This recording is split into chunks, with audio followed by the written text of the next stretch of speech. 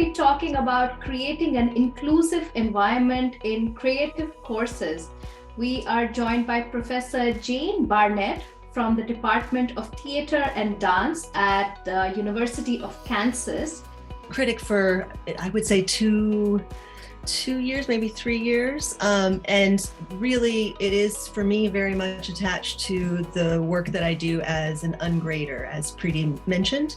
What I mean by that, and of course there are different definitions, but in my case, what that means is that I teach based on a labor contract as opposed to the sort of traditional notion of quality evaluation. So instead of quality, we're looking at timing and labor that is achieved.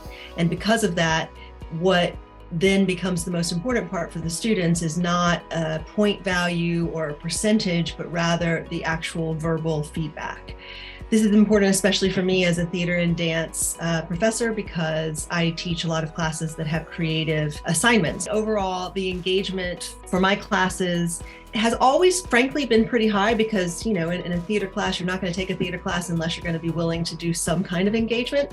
But the actual kind of quality of engagement has gotten so much richer with Kritik because it gives them the sort of immediate feedback in terms of the third step when they get to have a student respond to how they felt from the evaluation. So that third step of not just the part where they evaluate a peer, but then they get a chance to say, oh, well, how did my peer's evaluation of me help me as a learner do better? And those scores, even though it's not a graded class, it almost becomes that much more exciting to them to kind of game out how they can improve their scores as a peer evaluator. As all composition professors will tell you, one of the most valuable steps is to have somebody else read what you're writing and tell you what it is that they're hearing you say. And the same thing is true with any kind of artwork. And so Kritik facilitates that, not necessarily in terms of helping the spectatorship in the sort of traditional way, but in the way of really sort of connecting the activity always to a rubric that then they have to respond to. And I've been really pleased to see the responsiveness of the Kritik team in terms of, you know, when I first started, there were maybe fewer ways for folks to create assignments. And now I feel like there's a wider range that we can use. So for example, I do have several assignments that include short video clips that they need to upload or that they need to link. And there's much more sort of integration with that now than there was when I first started. And I think that's because there's really been a conversation, an ongoing conversation between the Kritik team and the professors who are using the technology. In my case, I always have a grace period. Something else I'm grateful that is possible with Kritik is that there's an ability to have sort of an assignment that can come in after the deadline, marked late, but still working through the platform. As soon as those windows are open for evaluation, they begin to get that feedback. And it calms them in terms of being able to know, well, did I do it right or not? And also, how can I continue to improve? As a learner myself, that's how I learn best, is to basically somehow put it in my own words and teach someone else.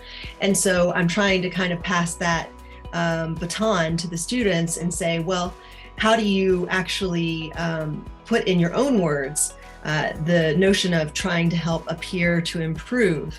And, you know, to your point about the raising of the flag, the ability to dispute a grade, I think that's really crucial for questions of inclusion and belonging, because sometimes the reason that a person gets, you know, a score that they want to dispute, or there's a reason for a flag, is maybe it's not about the score, maybe it's about the language used and the language is considered to be inappropriate, or it could just be that the topic is, you know, something politically that another student doesn't agree with, and the student who receives it feels like they were, you know, somehow their score reflects the disagreement that their peer has with their position.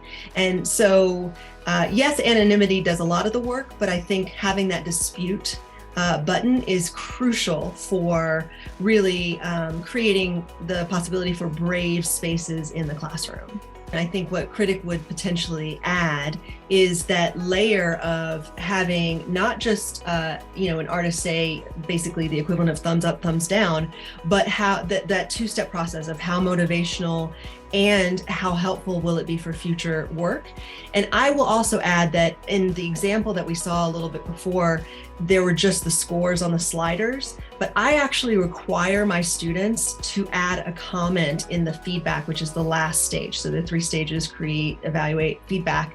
And this last stage, and to be fair, it is difficult because you kind of have to keep, they're like, oh, I'm so tired, I've been doing all this work. Yeah, but here's the thing is that I need to understand why you're putting a 4 out of 5, and you need to put it into words so that your peer understands what they can do better when they offer you feedback the next time around. What helped me is that one of the things that Kritik offers is these one-on-ones to set up your class.